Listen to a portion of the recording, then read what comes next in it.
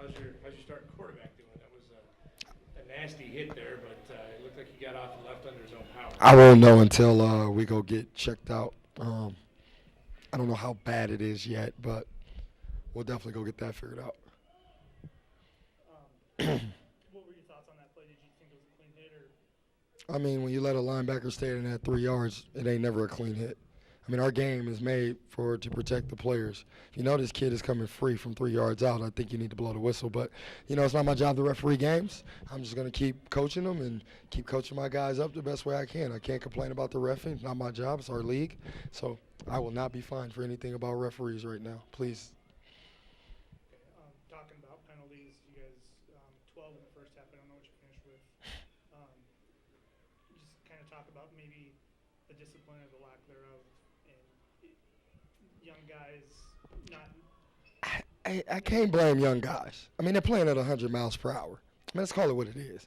I mean, we're over there, we're trying to make plays, and it's the dumbest calls that we're getting in trouble for. I mean, we're getting in trouble for not lining up in front of someone, but yet we're in the middle of a play. We're playing a zone, so therefore, I mean, it's kind of hard to line up in front of someone when you're playing zone, but yet you're back.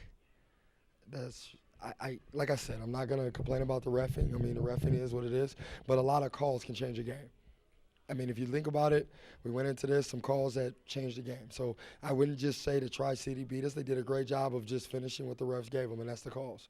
They did a great job of just reacting to the calls, and we just got to do a better job of keep playing through the calls. I mean, on defense, I mean, let's what is it, 28 points? So 21 of their points came off penalties. If you go back right now, I will bet each drive that they scored in those 20 out of 28, 21, they had penalties that led them up to the red zone. So I don't know what more we can do about, penalties. I can't make a call for a ref. My job as a coach, and I got to keep our guys playing through anything. Well, one of those was on the outside kick as well.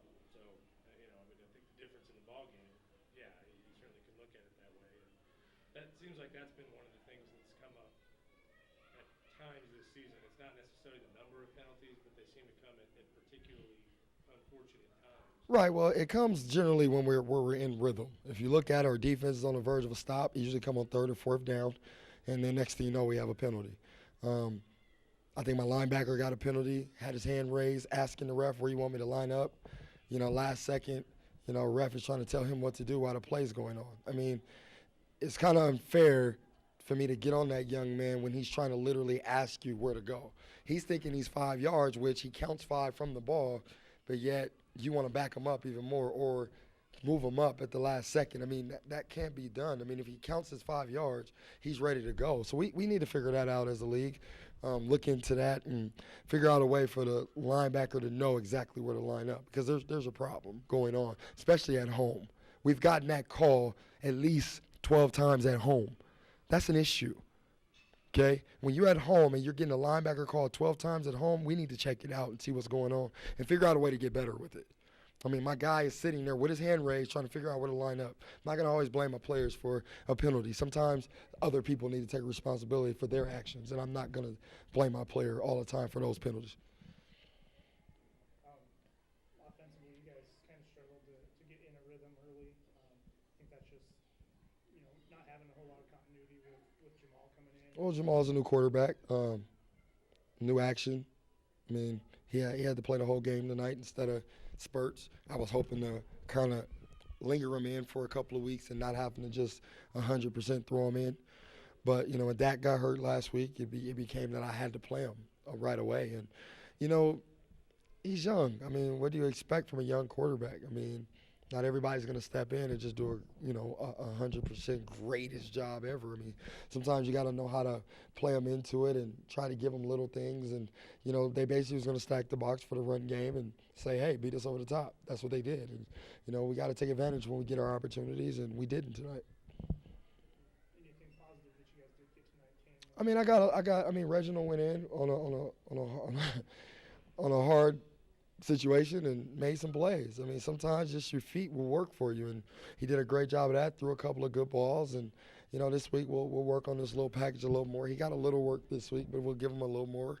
And, Be a little bit search of a quarterback this week because I have now 2 down, probably. I'm not sure what's going to happen with Jamal, but if it is, Reginald might have to start over the weekend. I don't know what's going to happen, but hey, he stepped in and did his part. All I can ask for him. So, Reginald, you played, obviously you played some quarterback before, in high school, college possibly. How do you feel about that quarterback position? I thought you looked pretty good on that, some of those runs. I feel pretty confident about anything that I have to do with to help the team because I'm a hard worker, so I know I'm going to put forth the dedication and time that it takes to get the job done as long as I can help the team out. Either way, I mean, it doesn't matter. Whatever to bring home W's, I'm down for it.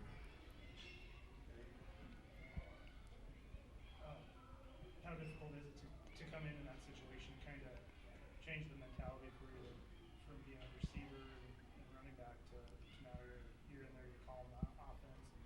And how quickly or how do you adjust to that? Just focus on doing your job whatever your job may be. So I mean, it really wasn't a big adjustment because I'm a team player, and whenever a situation occurs where I have to change a position, like in this league, you do a lot of different things. So I was, like I said, I took a few reps. I was expecting it just in case, not expecting him to get hurt, but just in case. So I was ready mentally and physically, and I mean, it is. Couple of runs out of our game. I mean, he's done everything. So, I mean, he's prepared. He knows. I always told him, hey, we don't have another quarterback, so you better be prepared to play if you have to. You gonna let Travis play quarterback next week? Oh, Lord. Please don't ask me that one on national TV. Chris Turner Chris Turner can throw it. Believe it or not, he can throw it. Chris Turner. But actually, you know what? That hit, Chris Turner could take some hits too. But no, we're gonna be fine. Like I told my guys after the bye week, new season. We know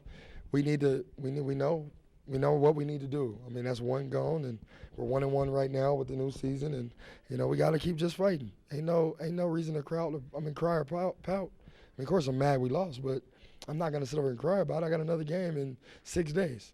I mean, so we need to get ready for Nebraska and recuperate and do what we need to do.